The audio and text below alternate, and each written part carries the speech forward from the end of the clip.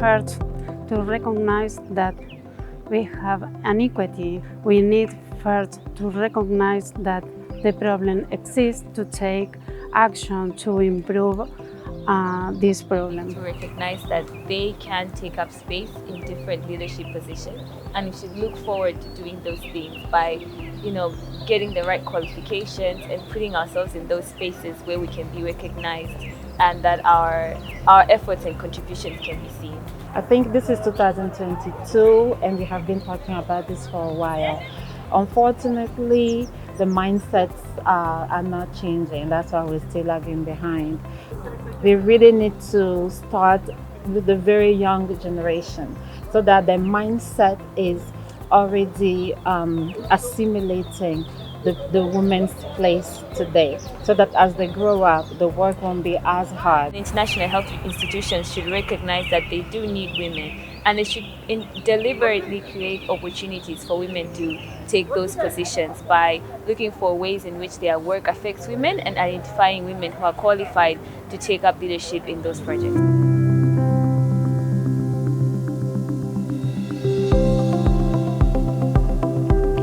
I think as women, we can do more to be visible because we have been socially conditioned to retreat and not really speak up. But nobody can sell yourself like you can sell yourself. So when you do something well, you say that you did it well. Be visible. Look for a unique field or somewhere that, explore the field, but then find a place where you think is unique, where you can take up space, because the world is always looking for something unique, and that's a space where women can find something that you can make it to be your niche. The woman leader must take a role to take decisions and to be very emphatic on the rest of the team, independent of the gender of the rest of members, and to be sure and to be enough our capacities all together to improve the gender's qualities and the gender's rights. Don't be afraid of collaborations, because the advantage of collaborations is that when you collaborate with your peers, they kind of give you unique perspectives and they give you the energy to keep going. And when you collaborate with your seniors, they put you in leadership positions because they will remember the work you've done and they will always recommend you to do something else.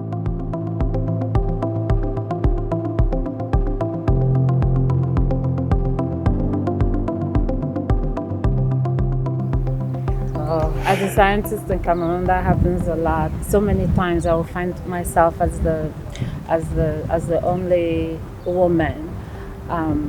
But usually, what I do, I let my work speak for itself.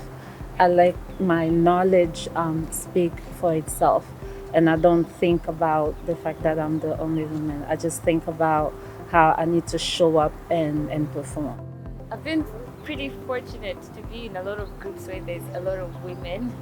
I think health in Malawi is upcoming, so there are a lot of women in the field. But where I find that there's men, I have to consciously remind myself that I belong there as well and that my opinion matters, because I think it is easy to take a step back, but I have to consciously remind myself to speak up, to do something better.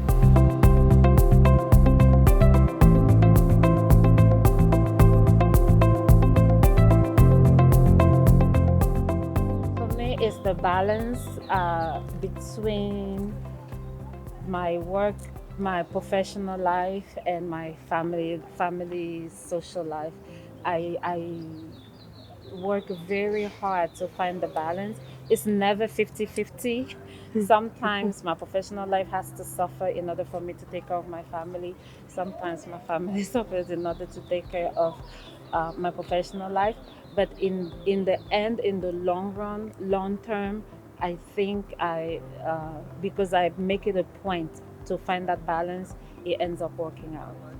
I have a similar situation, but I tried that my experience could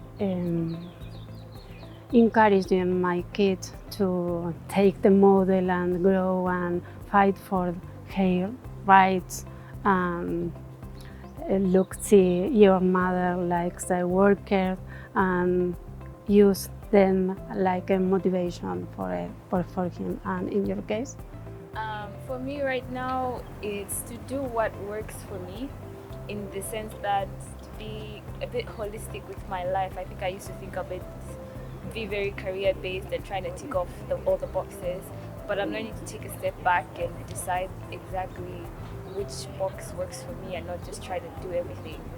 It's nice to share this experience because in all the countries we have the similar problems, and I think that we need each other to improve this situation.